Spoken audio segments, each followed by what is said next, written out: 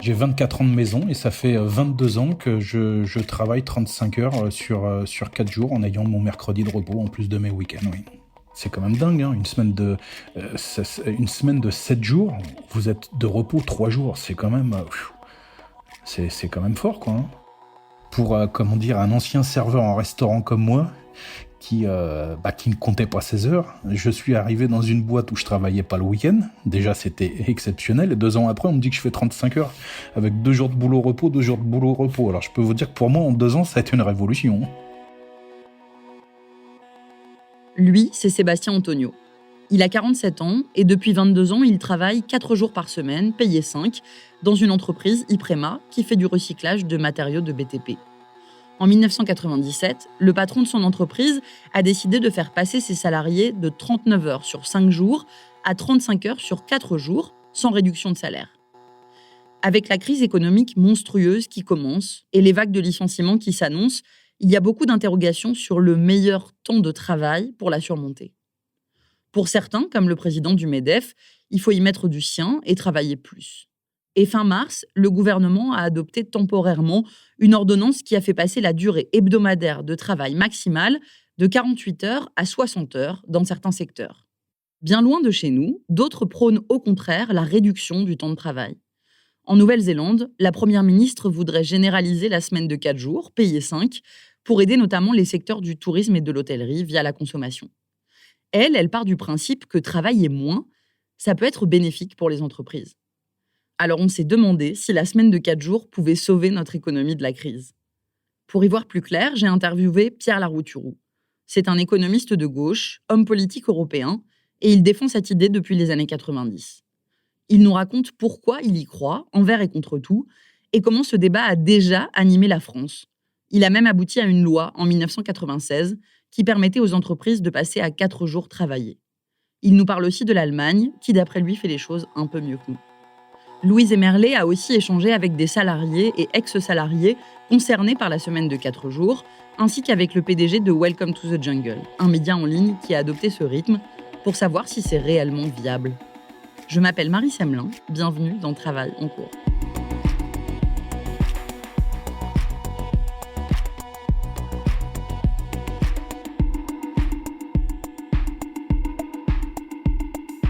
Donc, en Nouvelle-Zélande, le gouvernement voit la semaine de 4 jours comme un moyen de pousser à la consommation en laissant plus de temps aux gens pour dépenser leurs sous. Soit. Mais ça n'est pas la seule façon de l'apercevoir. Pour Pierre Larouturou, c'est surtout un instrument pour réduire le chômage.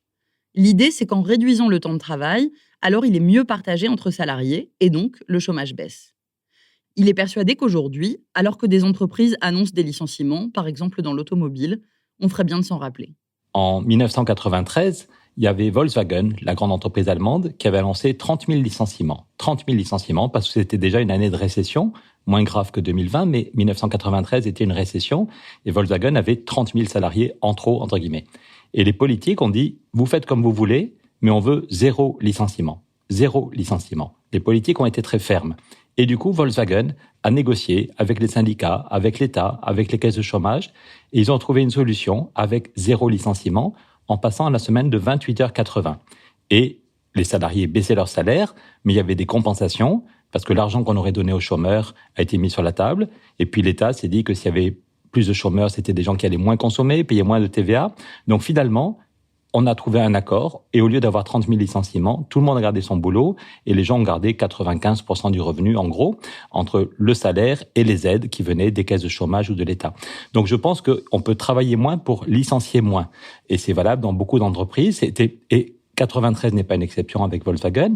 Quand il y a eu la crise économique en 2008-2009, la dernière crise il y a 10 ans, en Allemagne, il y a un principe qui a été mis en place du travailler moins pour licencier moins. Il y a eu 1 500 000 salariés allemands qui ont profité du Kurzarbeit. Kurzarbeit, ça veut dire le travail court, le temps de travail réduit. Les chiffres donnés par le ministère du Travail à Berlin disent qu'il y a donc 1 500 000 personnes qui en ont profité, qui ont baissé de 32% leur temps de travail en moyenne. Et là, c'est pareil. Madame Merkel et les partenaires sociaux disaient, si le temps de travail baisse, on baisse les salaires en proportion pour que l'entreprise reste efficace, reste compétitive. Mais nous, le gouvernement, nous, les partenaires sociaux, on complète jusqu'à 95%. Les gens gardent 95% de leurs revenus. En France, au même moment, Nicolas Sarkozy est président et lui fait un choix politique différent. Vous vous souvenez sûrement de cette phrase « Travailler plus pour gagner plus ». Sarkozy poussait à ce que ceux qui avaient un boulot travaillent un peu plus. Donc, pour ceux qui avaient un boulot, peut-être qu'ils ont gagné 10 euros ou 20 euros de plus à la fin du mois. Mais les chiffres, le bilan qui a été fait par le ministère des Finances en France dit que finalement, alors que la crise économique était 2 fois plus grave, la récession était 2 fois plus grave en Allemagne, le chômage a augmenté 6 fois plus vite en France. Pour des raisons idéologiques, c'est même pas un point de droite-gauche. Madame Merkel est de droite, Monsieur Sarkozy est de droite, mais l'Allemagne a fait le contraire. Une solution qui semble logique et pleine de bon sens donc. Après, je dois avouer que faire du modèle allemand une référence, ça me dérange un peu. Parce que oui, tous les chiffres macroéconomiques sont bien meilleurs en Allemagne que chez nous, le taux de chômage est bas, mais c'est aussi le royaume des boulots précaires et des mi-temps non choisis, sans protection sociale, dont pâtissent notamment les femmes. Mais pour Pierre Larouturou, cette précarisation de l'emploi court, elle est due à d'autres mesures que celle-ci. D'accord, admettons. Si la semaine de 4 jours pour réduire le chômage ne s'est pas généralisée, c'est notamment à cause de cette idée que la réduction du temps de travail ferait baisser la production. Pourtant, Ford, par exemple, il a fait l'inverse. Il a passé ses ouvriers à 5 jours payés 6, avec un salaire 2 fois plus élevé que la moyenne, et il a démultiplié sa production. Bon, c'était pas du tout par générosité. Il était obsédé par la rationalisation du travail, et il cherchait une chose, les gains de productivité. Maintenant, si on revient à aujourd'hui.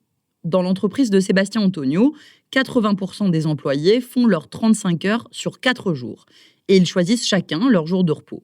Paradoxalement, diminuer le temps de travail, ça a augmenté la production de l'entreprise. Alors je suis nulle en maths, mais avec de la concentration, j'ai fini par comprendre pourquoi. Du fait de travailler 35 heures sur 4 jours, on faisait des journées plus longues que lorsqu'on était sur 5 jours. Et après, notre matériel de production tournait 1h30 de plus par jour. Et le tout multiplié par les semaines, par les mois, on gagnait 1 mois de production annuelle, ce qui est quand même très très fort, quoi. Donc si vous avez suivi, les employés sont aux 35 heures, mais sur 4 jours au lieu de 5, ça fait quasiment 9 heures par jour. La machinerie travaille comme les hommes 1h30 de plus au quotidien, sauf que l'entreprise, elle, continue d'être ouverte 5 jours par semaine. Les salariés ne prennent pas tous le même jour de repos et se relaient pour que l'entreprise reste ouverte normalement. Et pour Pierre Larouturou, à l'échelle globale, c'est la même chose que dans cette entreprise. On peut produire autant en travaillant moins, c'est même la marche de l'histoire.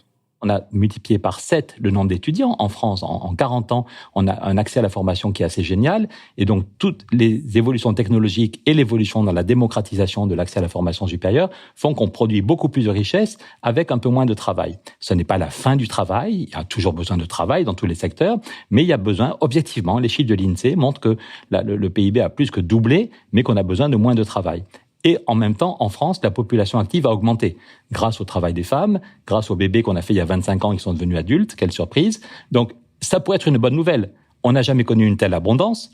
Deuxième bonne nouvelle, grâce à notre intelligence, grâce aux technologies, grâce à tous les boulots répétitifs ou dangereux, on remplace l'être humain par la machine. Et troisième bonne nouvelle, on est plus nombreux et plus qualifiés. Donc si on était dans un pays moins bloqué, ce serait une bonne nouvelle. On pourrait réduire le temps de travail et ça profite à tous. Mais comme on est dans un pays bien bloqué, aujourd'hui, en 2020, la durée réelle pour un salarié à temps plein est quasiment à 38h50, pas quasiment, c'est les chiffres de l'INSEE.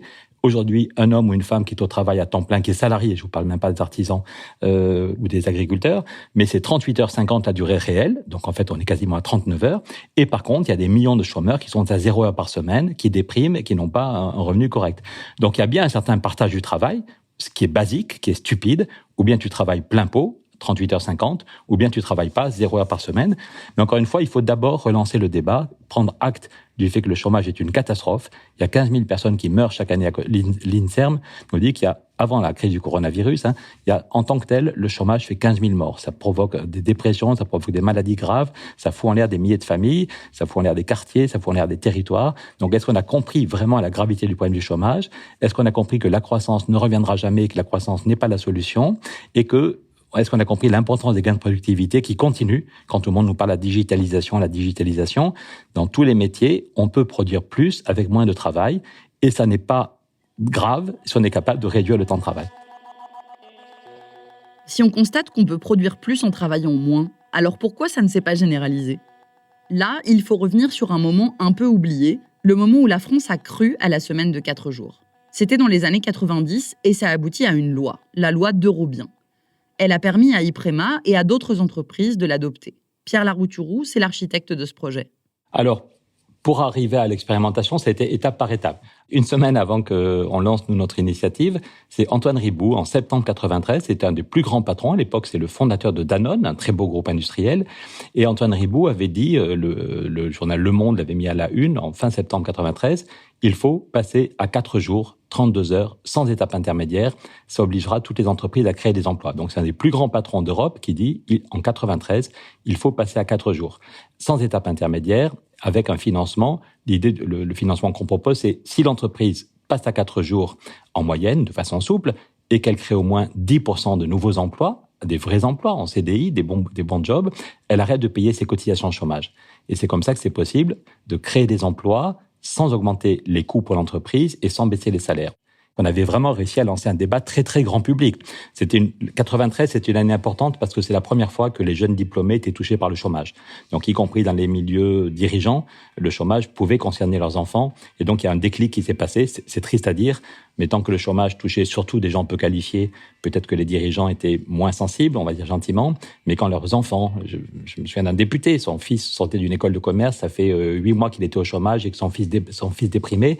Et du coup, il comprenait qu'effectivement, le chômage, c'était pas juste pour les gens peu qualifiés et que si on n'arrivait pas à un partage du travail plus intelligent, son fils restait en rade. Donc, on a obtenu une première expérimentation, c'est avec l'amendement Larcher-Fourcade. Monsieur Larcher est aujourd'hui le président du Sénat, mais on peut retrouver par l'INA une vidéo où en 93, il expliquait qu'il fallait aller vers la semaine de 4 jours, alors que c'était un homme plutôt de droite qui au début n'était pas d'accord, mais on a réussi à le convaincre. On a pris du temps pour expliquer les limites de la croissance, les gains de productivité. Avec les robots et les ordinateurs, on produit plus avec moins de travail. Donc j'arrivais avec mes petits graphiques, je rencontrais les députés, les sénateurs, les ministres, voilà. Et donc, Larcher et Fourcade déposent un amendement et au début, il y a seulement 9 entreprises qui l'ont mis en place, dont les Brioches Pasquier. Et, surprise, en 95, Jacques Chirac avait commencé sa campagne en expliquant qu'il fallait travailler plus. Jacques Chirac expliquait que la réduction du temps de travail, c'était de la blague. Mais on s'était pas découragé. On allait voir régulièrement l'équipe de Jacques Chirac. Et la première visite que fait Chirac quand il est élu, président de la République, le 13 juillet 95, Chirac va chez Brioche Pasquier et dit, mais la semaine de 4 jours, ça marche très bien chez Brioche Pasquier. Pourquoi ce qui se fait chez Pasquier ne se fait pas ailleurs? Donc c'est quand même, politiquement, c'est important. Un homme qui était élu président de la République, avait commencé sa campagne en expliquant qu'il fallait travailler plus, va dans une entreprise et dit « mais ça marche très bien ». Et le patron de Brioche Pasquier dit que lui-même se l'applique et qu'un jour par semaine, il fait du vélo et que c'est très bon pour lui, qu'il a créé des emplois et que même il a eu l'idée d'un nouveau produit, une nouvelle brioche, que c'est en faisant du sport qu'il a eu l'idée d'un nouveau produit qui lui a permis d'augmenter son chiffre d'affaires. Tout le monde est d'accord pour dire qu'il faut reprendre l'idée de la réduction du temps de travail. Et voilà. Et on obtient la loi d'Eurobien, qui permet d'expérimenter plus massivement. La loi d'Eurobien, il y avait 3 scénarios. Un scénario défensif pour éviter les licenciements. En gros, c'était travailler moins pour licencier moins et dire que au lieu de licencier des gens, on gardait les salariés, on baissait les temps de travail, on baissait les salaires, mais on maintenait 95 ou 97% du revenu. Donc, premier scénario, éviter les licenciements. Et puis, 2 scénarios offensifs. Si vous réduisez de 10% le temps de travail et si vous créez 7% d'emplois, vous avez droit à des aides. Et puis le scénario 4 jours, si vous réduisez au moins de 15% le temps de travail et si vous créez 15% d'emplois, vous avez droit à des aides financières. Et donc c'est comme ça qu'il y a, grâce à la loi d'Eurobien, qu'il y a des milliers d'entreprises qui ont négocié et que dans ces milliers d'entreprises, il y en a 400 qui ont choisi le scénario semaine de 4 jours. Donc, il n'y avait rien d'obligatoire. C'est intéressant de voir que c'est des entreprises du secteur privé, des petites, des moyennes, des grandes, dans tous les secteurs d'activité. Souvent, il y a des difficultés pendant quelques semaines d'organisation, mais le bilan qui est fait, c'est souvent, au bout d'1 an ou de 2 ans, c'est que l'absentéisme a reculé et que l'entreprise tourne mieux. Alors pourquoi, aujourd'hui, on n'est pas tous à 4 jours semaine ? Pour Pierre Larouturou, c'est la faute aux lois sur les 35 heures qui, en gros, ont dégommé la loi d'Eurobien. En fait, il y a eu 2 lois sur les 35 heures. La première est bien, elle dit que si on veut avoir des aides, il faut créer des emplois. Mais le problème, c'est qu'après ça, le patronat a obtenu que la 2e loi, celle qui va concerner la plupart des gens, il n'y a aucune condition d'embauche. On peut avoir droit à des aides financières, même si on ne crée aucun emploi, et même si on reste à 37h30 de durée réelle. Voilà. Et donc, c'est là que ça déraille. Et que dans beaucoup d'entreprises où ça va surtout être de la flexibilité, où le temps de travail réel va très peu baisser, où on met en place des systèmes plus flexibles. Moi, mon beau-père était chauffeur de camion. On lui a expliqué que quand son moteur était arrêté, c'était de la RTT. Depuis très longtemps, ils avaient le droit de prendre une douche pour se nettoyer, pour changer de vêtements avant de rentrer chez eux. La douche était considérée comme sur le temps de travail. Et là, en appliquant les 35 heures, on leur expliquait qu'en fait, non, quand ils prenaient leur douche, ça n'était pas du temps de travail. Donc, en fait, la réduction réelle du temps de travail était très faible. L'OFCE a dit que c'est une réduction très réduite, en fait, de 3% ou 5%. Et donc, l'effet sur l'emploi était très faible. Donc, il y a eu 3 lois, pour résumer, il y a eu 3 lois. La loi d'Eurobien, la première loi sur les 35 heures et la deuxième loi. Les 2 premières lois ont été efficaces. Dans les entreprises qui ont négocié avec la loi d'Eurobien ou avec la première loi Aubry, ça a été à chaque fois des accords vraiment intéressants où les salariés s'y retrouvent, l'entreprise s'y retrouve et il y a des créations d'emplois et la qualité de vie. Mais la troisième loi, mais c'est celle qui a concerné le plus grand nombre de personnes, hélas, il y a eu beaucoup de flexibilité et très très peu de création d'emplois. Quand ça fonctionnait, en tout cas, à la fin des années 90, il y a eu environ 400 entreprises françaises de tailles variées qui ont adopté ce système. Brioche Pasquier, mais aussi Maminova, La Massif. Alors aujourd'hui, où est-ce qu'on en est ? En fait, on ne sait pas. On a des statistiques absurdes sur tout. L'IFOP nous a appris, par exemple, en février dernier, que les électeurs d'Emmanuel Macron étaient 72% à changer de sous-vêtements quotidiennement. Mais par contre, combien d'entreprises en France appliquent encore la semaine de 4 jours ? On n'en a aucune idée. Certains sont revenus à 5 jours et l'ont dit, comme Fleury Michon, par exemple, ou le magazine Télérama. Pour d'autres, c'est silence radio. Et il y a quelque temps, quand nos confrères du Nouvel Obs, par exemple, ont essayé de joindre Maminova, la réponse a été « pas de communication sur le sujet » et La Massif idem. Je trouve ça fou de refuser de s'exprimer là-dessus. Donc on a été forcé de constater, et Pierre Larouturou le confirme, en fait la réduction du temps de travail, c'est tabou.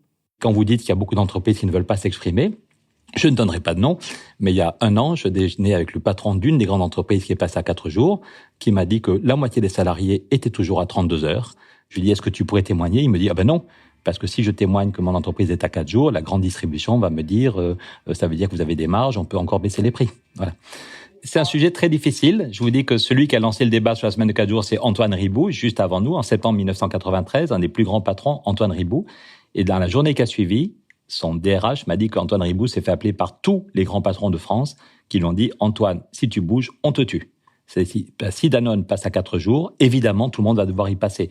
Donc, ça a été très violent. Antoine Riboud ne s'est plus jamais exprimé là-dessus. Alors qu'avant de prendre cette position, il avait fait travailler pendant 6 mois tous les DRH de toutes les filiales de Danone avaient vérifié que c'était possible dans tous les métiers, aussi bien pour ceux qui font dans le cœur de la production que pour les commerciaux, pour les graphistes, Voilà, Antoine Riboud n'était pas un rigolo et avant de prendre position, il avait vérifié dans toutes les filiales de toutes les entreprises de Danone que la semaine de 4 jours avec le financement qu'on propose était possible. Il fait sa déclaration, sa fille lui dit « Allez, vas-y papa, sois courageux ». Le Monde le met à la une, tous les journaux en parlent. Antoine Riboud, il faut passer à 4 jours sans étape intermédiaire et le lendemain, il se fait flinguer par tous ses collègues et il n'en parle plus. Remettre en cause la semaine de travail de 5 jours, réduire le temps de travail, c'est défier frontalement cette logique capitaliste implacable. Le temps, c'est de l'argent. C'est accepter qu'on pourrait produire plus et pour moins cher et choisir de ne pas le faire. S'y ajoute un autre obstacle. Si aujourd'hui une entreprise veut réduire le temps de travail hebdomadaire, elle ne bénéficie plus d'aide financière de l'État.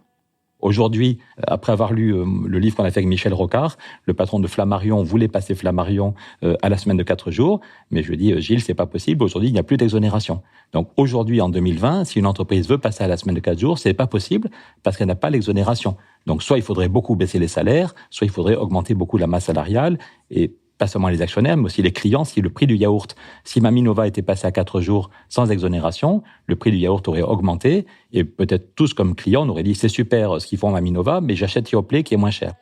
Alors il y a quelques boîtes qui communiquent sur leur semaine à 4 jours, mais c'est souvent les mêmes noms de PME qui reviennent.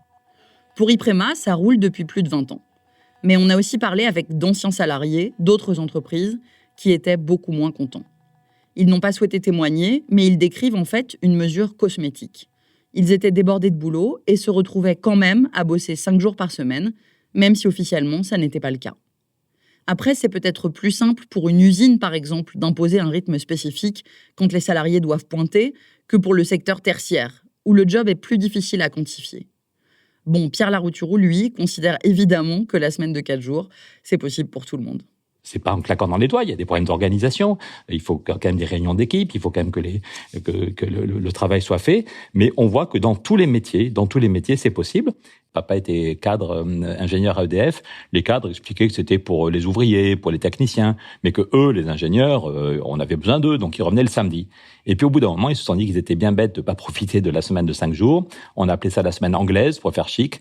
Et finalement, les cadres, les ingénieurs se sont mis aussi à la semaine de 5 jours. Et petit à petit, les médecins et les artisans. C'est pas comme un thermostat, on met à 32, à 32,5, voilà, et tout le monde l'applique. Donc au lieu de braquer les gens en imposant une mesure, surtout si elle est ambiguë et si à la fin on peut rester à 38 heures de durée réelle, est-ce qu'on peut relancer le débat et dire voilà, il y a des secteurs où il faut le faire tout de suite pour éviter les licenciements, il y a des secteurs où on pourrait très vite le mettre en place, et puis d'autres secteurs où on se dit c'est un objectif sur quelques années et on se met autour de la table pour voir les problèmes de formation.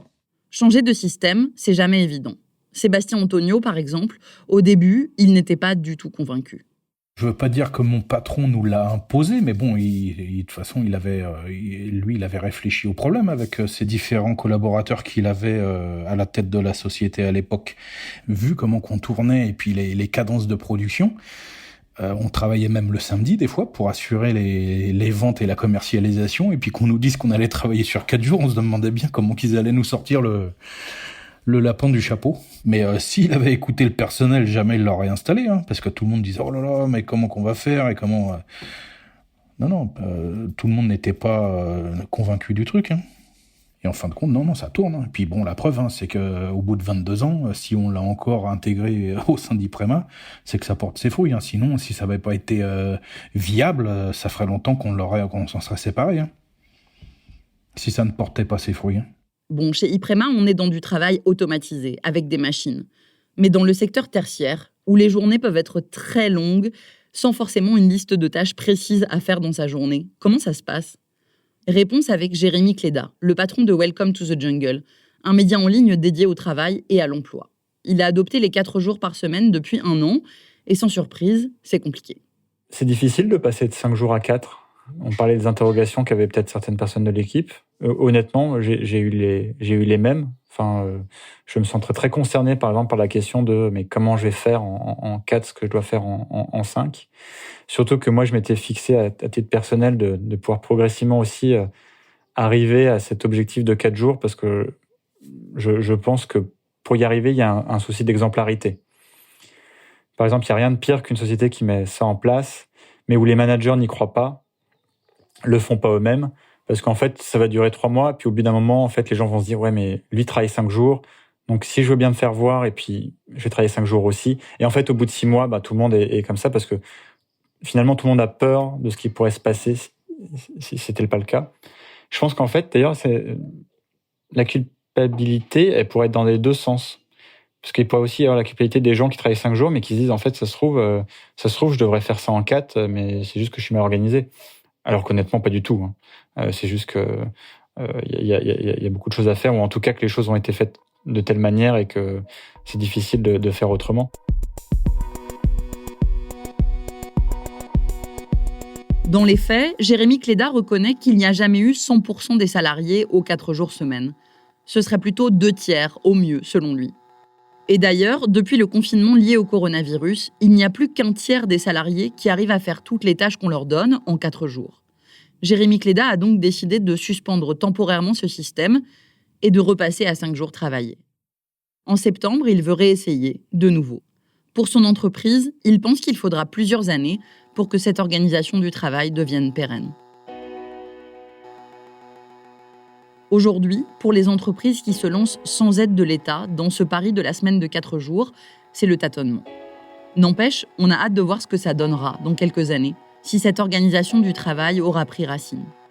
Et qui sait, si la crise actuelle amènera à des réflexions macroéconomiques, tant du côté des politiques que pour les dirigeants d'entreprises, pour interroger notre système et réfléchir à la meilleure manière d'organiser notre temps de travail. Après tout, on l'a déjà fait. C'est bien la preuve qu'on en est capable. Vous venez d'écouter Travail en cours. Louise Emerlé est chargée de production. Cet épisode a été monté et réalisé par Cyril Marchand. La musique est de Jean Thévenin et le mix a été fait par Olivier Baudin. Marion Girard est responsable de production et Maureen Wilson, responsable éditoriale. Mélissa Bounois est à la direction des productions et Charlotte Pudlowski à la direction éditoriale. Vous pouvez nous retrouver là où vous avez l'habitude d'écouter vos podcasts. Deezer, iTunes, Spotify, SoundCloud. Vous pouvez aussi nous laisser des commentaires et des étoiles. Et si l'épisode vous a plu, n'hésitez pas à en parler autour de vous. Et si vous aimez ce podcast, découvrez les autres podcasts de Louis. Émotion, Une autre histoire, Le Book Club, Entre, Manger. Enfin, pour nous raconter une histoire à propos de votre travail, vous pouvez nous écrire à hello@louismedia.com. À bientôt.